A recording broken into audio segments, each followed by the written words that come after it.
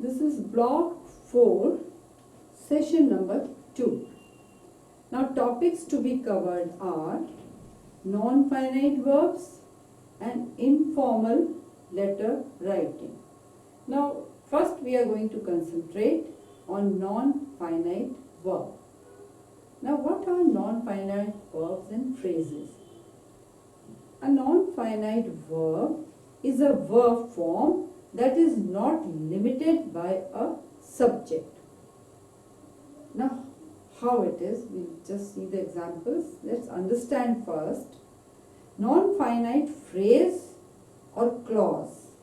Main verb occurs in the non-finite form, or a clause with a non-finite verb phrase as predicate. In a sentence, you know, subject and predicate, two parts is there. Subject is there and rest of the sentence is called predicate. So the non-finite verb phrase is as a predicate. Now non-finite verbs not marked for tense or for subject verb concurrent, that is non-finite verbs. Now how we form infinitives? After to, we always use the first form of verb in a sentence. That is called infinitives. Now just see the example. I have a lot of work to do. After to did, to done, we will not use. To do, it will be first form of verb. I asked him not to tell me the truth. Not to tell. After to, tell is the first form of verb. So infinitives can take the aspect and voice forms.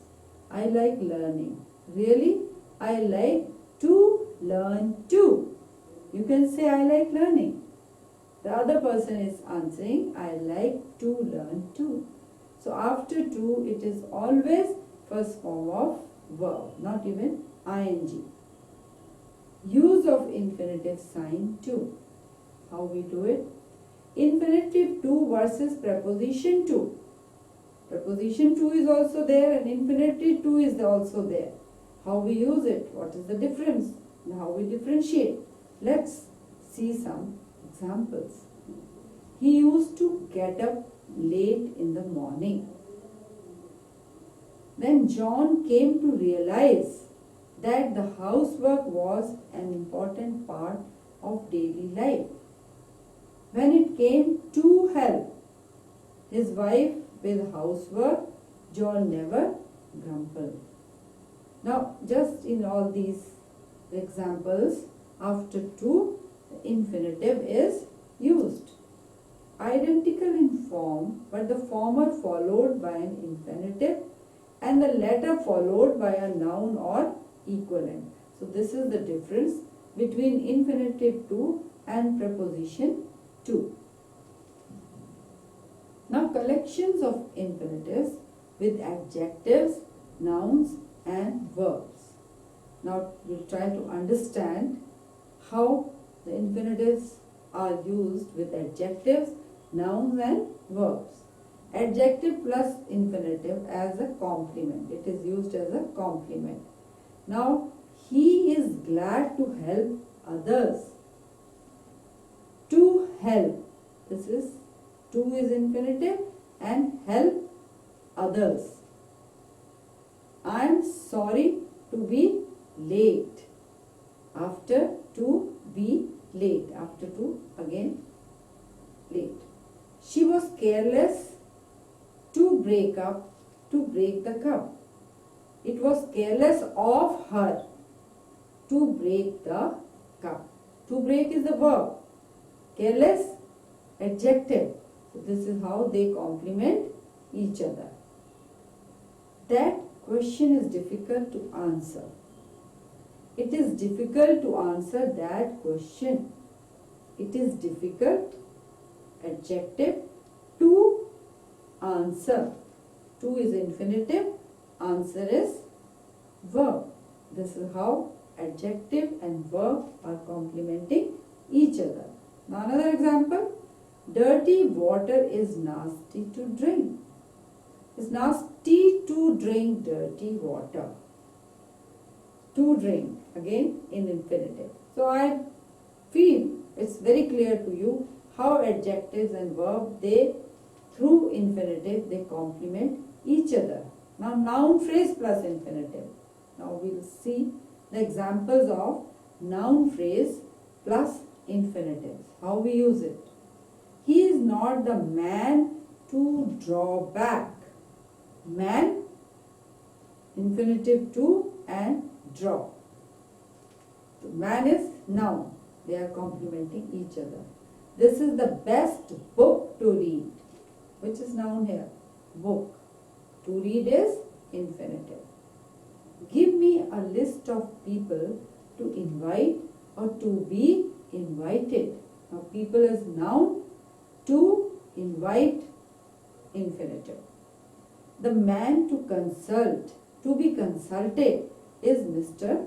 Johnson. Again here, man is noun, to consult, infinitive.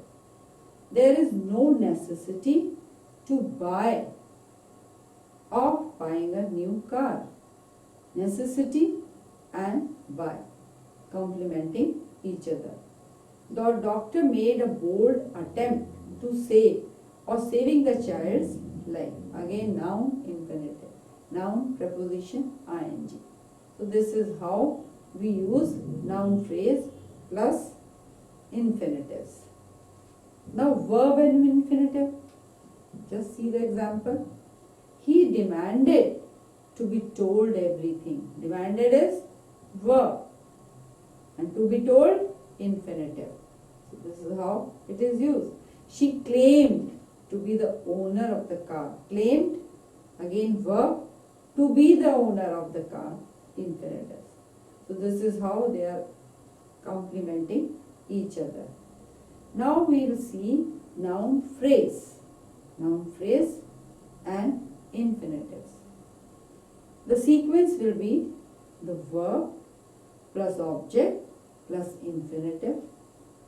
Let's see some examples how it is done. We know him to be reliable.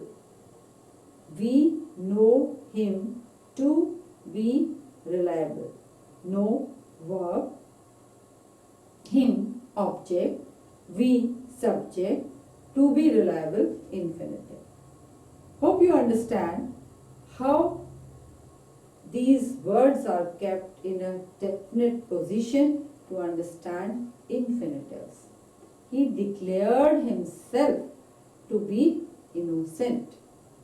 Now verb declared, himself, object, to be innocent, infinitives.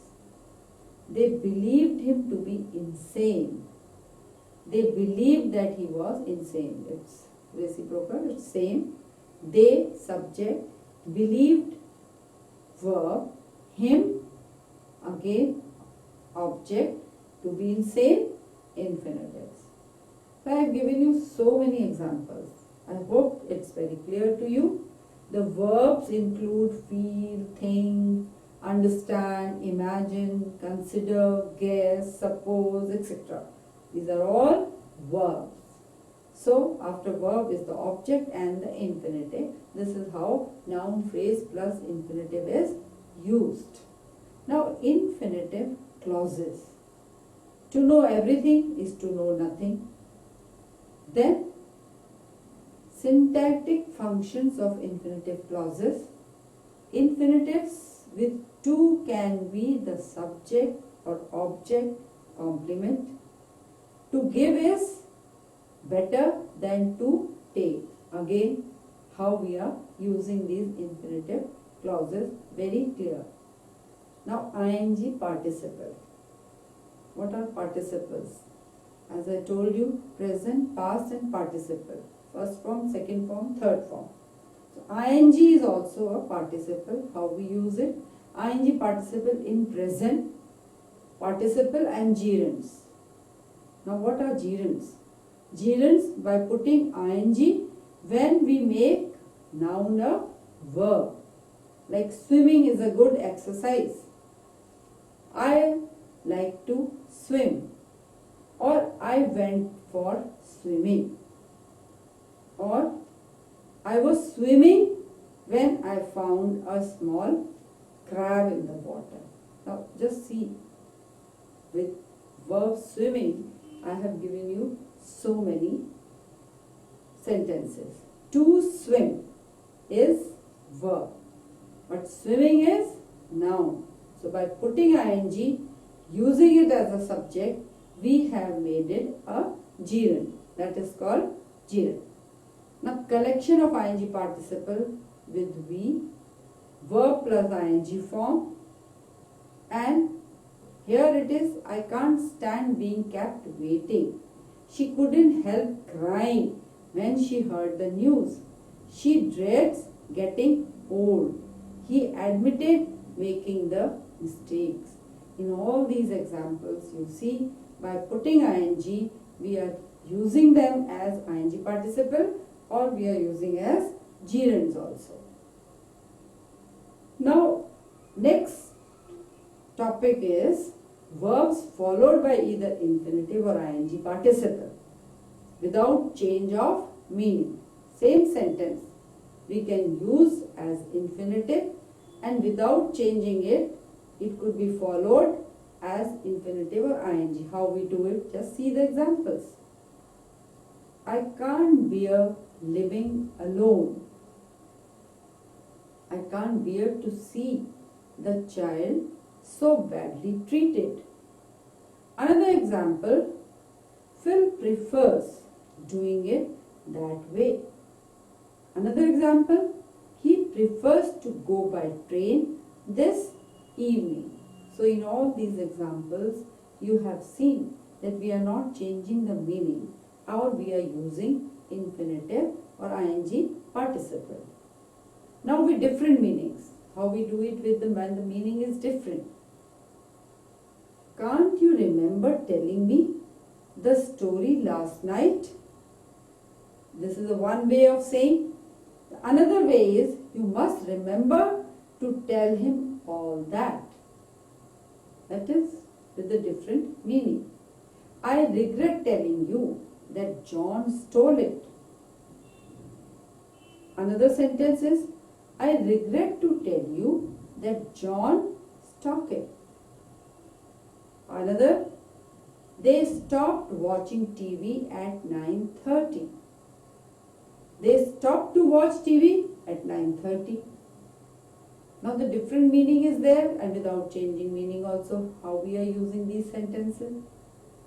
See some more examples. Your plan would mean spending a lot of money. Another way of saying, it didn't mean to spend too much money on that project. One way or other, the meaning is same, but we are talking it into different way. Now syntactic functions of ing participle clauses. How it is done? Just see. Both ing participle and infinitive clause can be used as subject, object and subject-object complement. Right from the beginning I am telling you, the subject becomes object and object becomes subject. So this is subject-object complement. Being defeated is often a temporary condition. Giving up is what makes it permanent. Being defeated and giving up, two terms are used. One is temporary condition, one is permanent. Reading a good book is like talking with a lofty person. Reading a book is like talking. It is no use doing what you like. You have got to like what you do. I noticed an old man crossing the road. I noticed an old man cross the road. Now this is how ing participle clause is used in different situations in different way. Now ed participle.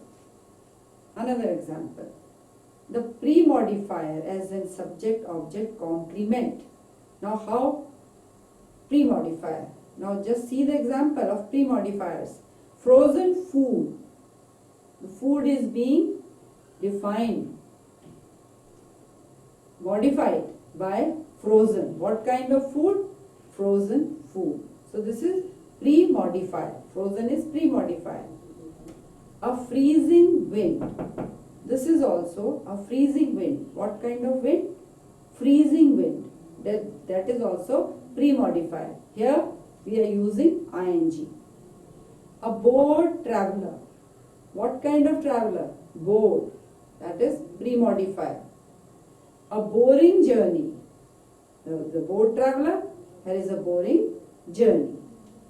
A lost cause or a losing battle. Losing and lost. Here ing participle is there. Here past.